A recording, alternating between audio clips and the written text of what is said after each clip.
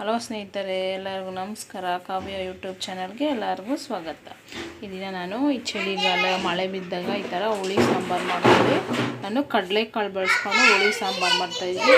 ನಮ್ಮ ಹಳ್ಳಿಗಳ ಕಡೆ ಇದನ್ನು ಜಾಸ್ತಿ ಮಾಡ್ತಾರೆ. ಈ ಸಾಂಬಾರನ್ನ ಅವರೆಕಾಳು ಹುಳಿ, ಕಡಲೆಕಾಳು ಹುಳಿ, ಹುರುಳಿಕಾಳು ಹುಳಿ ಅದೆಲ್ಲ. ನಾನು ಇದನ್ನು ಕಡಲೆಕಾಳು ಹುಳಿ ಸಾಂಬಾರು ಹೇಗೆ ಮಾಡೋದು ತೋರಿಸ್ಕೊಡ್ತೀನಿ. ಅದಕ್ಕಿಂತ ಮುಂಚೆ ನಮ್ಮ ಚಾನಲ್ನ ಈಗಲೇ ಸಬ್ಸ್ಕ್ರೈಬ್ ಮಾಡ್ಕೊಳ್ಳಿ, ಹಾಗೆ ಮೇಲಿರೋ ಬೆಲ್ ಬಟನ್ ಕ್ಲಿಕ್ ಮಾಡಿ. ಈಗ ಬನ್ನಿ ಹೇಗೆ ಮಾಡೋದು ತೋರಿಸ್ಕೊಡ್ತೀನಿ. ಬನ್ನಿ ಮಾಡೋ ವಿಧಾನ ಮತ್ತು ಬೇಕೋ ಪದಾರ್ಥ ಕೊಟ್ಟು ತೋರಿಸ್ತೀನಿ. ನಾನು ಸ್ವಲ್ಪ ಕೊತ್ತಂಬರಿ ಸೊಪ್ಪು ತೊಗೊಂಡಿದ್ದೀನಿ. ಹಾಗೆ ನಾನು ಒಂದು ಟೊಮೊಟೊದಲ್ಲಿ ಅರ್ಧ ಟೊಮೊಟೊ ನಾನು ಮಸಾಲೆ ರುಬ್ಕೊಳಕ್ಕೆ ಸೇರಿಸ್ಕೊತೀನಿ. ಇನ್ನು ಅರ್ಧ ನಾನು ಸಾಂಬಾರಿಗೆ ಹಾಗೆ ಸೇರಿಸ್ಕೊತೀನಿ. ನಾನು ಚಿಕ್ಕದಾಗಿ ಕಟ್ ಮಾಡ್ಕೊಂಡಿದ್ದೀನಿ ನೋಡಿ. ಸ್ವಲ್ಪ ಹುಣಸೆಹಣ್ಣು, ನೀವು ಸಾಂಬಾರು ಎಷ್ಟು ಮಾಡ್ತೀರೋ ಅಷ್ಟು ನೋಡಿ ಆ್ಯಡ್ ಮಾಡ್ಕೊಳ್ಳಿ. ಈ ಸಾಂಬಾರಿಗೆ ಹುಣಸೆಹಣ್ಣು ಇದ್ರೇ ರುಚಿ ಜಾಸ್ತಿ ನೋಡಿ. ನಾನು ಇಷ್ಟು ನಿಂಬೆಹಣ್ಣು ಗೋಳಿ ಗಾತ್ರ ಅಷ್ಟು ತೊಗೊಂಡಿದ್ದೀನಿ.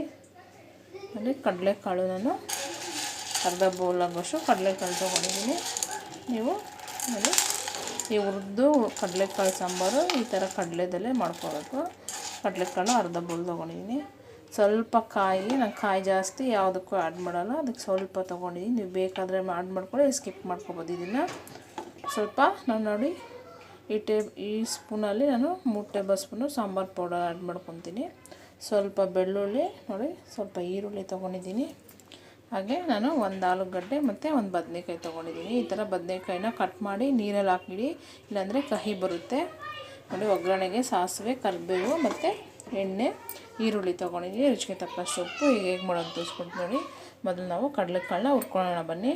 ನೋಡಿ, ಕಡಲೆಕಾಳು ಹುರ್ಕೊಳ್ಳೋಕ್ಕೆ ನಾನು ಕುಕ್ಕರ್ ತೊಗೊಂಡಿದ್ದೀನಿ. ನಾನು ಕುಕ್ಕರಲ್ಲೇ ಸಾಂಬಾರು ಮಾಡ್ತಾಯಿರೋದಲ್ಲ, ಅದರಿಂದ ನಾನು ಕುಕ್ಕರ್ ತೊಗೊಂಡಿದ್ದೀನಿ. ನೀವು ಬಾಣಲೆಯಲ್ಲೂ ಆ್ಯಡ್ ಮಾಡ್ಕೊಬೋದು.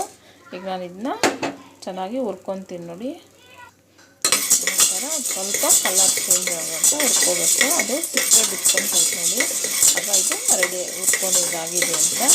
ಈ ಥರ ಮಳೆಗಾಲದಲ್ಲಿ, ಚಳಿಗಾಲದಲ್ಲಿ ಈ ಥರ ಸಾಂಬಾರು ಫ್ರೈ ಮಾಡಿ ತುಂಬ ರುಚಿಯಾಗಿರುತ್ತೆ. ನಾನು ಇನ್ನೊಂದು ಸ್ವಲ್ಪ ಹೊತ್ತು ಹುರ್ಕೊತೀನಿ. ಇನ್ನು ನೋಡಿ, ಸಿಪ್ಪೆ ಬಿಟ್ಕೊತಾ ಇದೆ. ಇನ್ನು ಸ್ವಲ್ಪ ಹೊತ್ತು ಹುರ್ಕೊಳ್ಳೋಣ ಇದನ್ನು.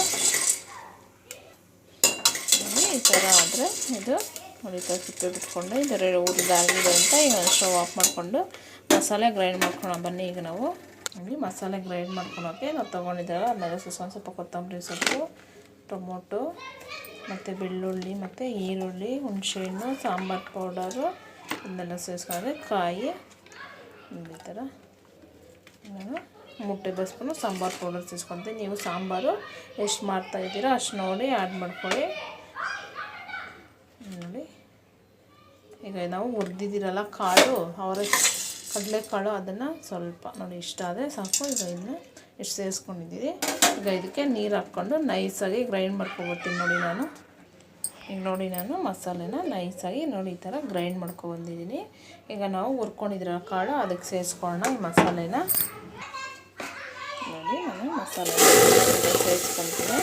ಈಗ ಇದಕ್ಕೆ ನೀರು ಹಾಕ್ಕೊಂಡು ಜಾರಿಗೆ ಅದನ್ನು ಸೇರಿಸ್ಕೊತೀನಿ ನೋಡಿ. ನಾನು ನೋಡಿ ನೀರನ್ನ ಆ್ಯಡ್ ಮಾಡ್ಕೊಂಡಿದ್ದೀನಿ ನೋಡಿ.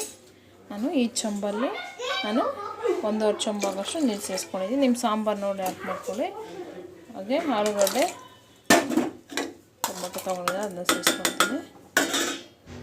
ಈಗ ನೋಡಿ ಉಪ್ಪು ಸೇರಿಸ್ಕೊತೀನಿ. ನಾನು ರುಚಿಗೆ ತಕ್ಕಷ್ಟು ಉಪ್ಪು ಆ್ಯಡ್ ಮಾಡ್ಕೊತಾ ಇದ್ದೀನಿ.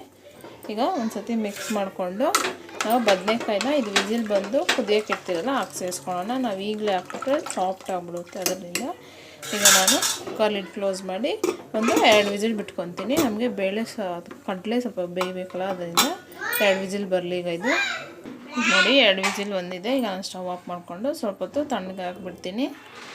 ಈಗ ನೋಡಿ ಕುಕ್ಕರ್ ತಣ್ಣಗಾಗಿದೆಯಲ್ಲ, ಈಗ ಓಪನ್ ಮಾಡಿ ನೋಡೋಣ.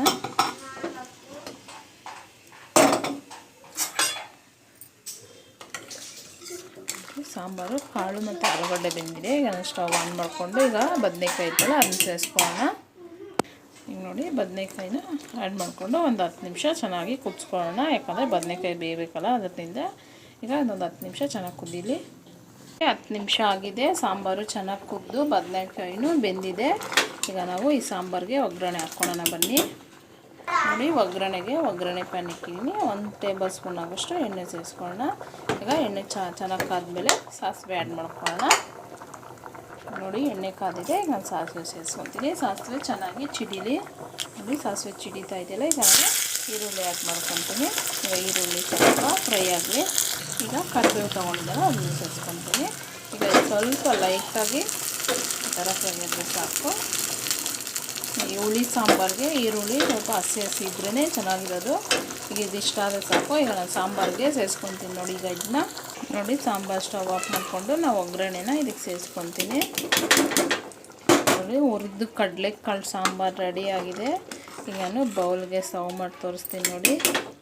ನೋಡಿ ಕಡಲೆಕಾಳು ಹುಳಿ ಸಾಂಬಾರು ನಾನು ಬೌಲ್ಗೆ ಸರ್ವ್ ಮಾಡಿ ತೋರಿಸ್ತೀನಿ. ನಿಮಗೂ ರೆಸಿಪಿ ಇಷ್ಟ ಆದಲ್ಲಿ ಮನೇಲಿ ಟ್ರೈ ಮಾಡಿ. ಹಾಗೆ ಹೇಗೆ ಬಂತು ಅಂತ ಕಮೆಂಟು ಲೈಕ್ ಮಾಡಿ. ಬಾಯ್.